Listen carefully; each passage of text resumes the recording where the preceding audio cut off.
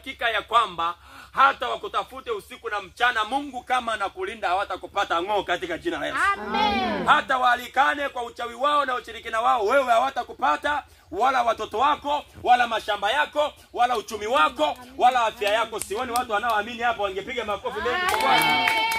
Jina la Yesu libarikiwe sana. Amen. Tunalindwa na nguvu za nani? Za Mungu.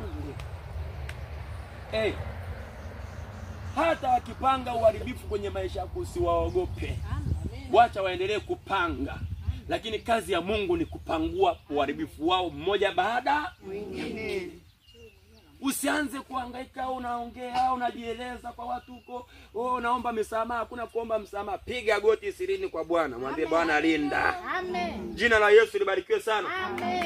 Sema amen. Amen. Sema tena amen. Amen. Tunaolindwa na Bwana hapa tupige makofi mengi mbele za Mungu.